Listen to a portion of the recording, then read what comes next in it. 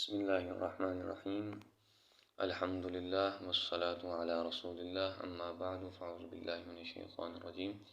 بسم اللہ الرحمن الرحیم۔ حضرات سامعین، آج جس مسئلے کو میں بیان کرنا چاہتا ہوں وہ ہے انجیکشن لگوانا، یعنی روزے کی حالت میں انسولین وغیرہ لگوانا، ٹیکہ وغیرہ لگوانا، انجیکشن لگوانا، اس سے روزہ فاسد ہوتا ہے یا نہیں ہوتا۔ تو اس کے حوالے سے شرعی طور پر جو قاعدہ فقہا بیان فرماتے ہیں کہ روزہ ہر اس چیز سے ٹوٹتا ہے کہ جو بھی معدہ یا پیٹ تک کسی راستے سے کوئی شے پہنچائی جائے، پانی ہو یا کوئی بھی کھانے کی شے، پینے کی شے کوئی بھی پہنچائی جائے تو اس کی وجہ سے وہ روزہ فاسد ہو جاتا ہے۔ جبکہ انجیکشن جو ہے، چاہے تو اس کو رگ کے اندر لگایا جائے، چاہے تو گوشت کے اندر لگایا جائے، تو اس کی وجہ سے روزہ ٹوٹتا نہیں۔ جس طرح کہ جسم کے اندر جب جسم کے اوپر تیل لگایا جاتا ہے تو اگرچہ تیل مسامات کے ذریعے سے اندر پہنچ بھی جائے لیکن اس کے باوجود بھی روزہ فاسد نہیں ہوتا۔ تو اسی طرح اگر انجیکشن لگوایا جاتا ہے، چاہے تو وہ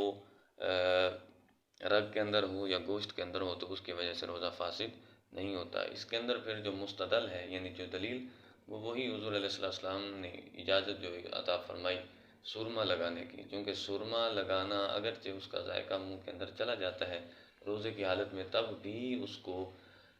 لگایا جا سکتا ہے آنکھوں کے اندر، اور اسی طرح ڈراپ وغیرہ ڈالی جا سکتی ہے۔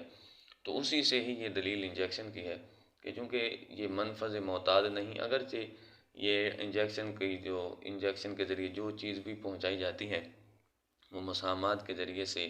رگوں کے ذریعے سے، اگرچہ پیٹ تک، اگرچہ وہ دماغ تک پہنچ بھی جائے لیکن اس کے باوجود بھی روزہ فاسد نہیں ہوگا۔ کیوں؟ اس کی وجہ یہ ہے کہ ڈائریکٹلی وہ چیز وہاں تک نہیں پہنچتی۔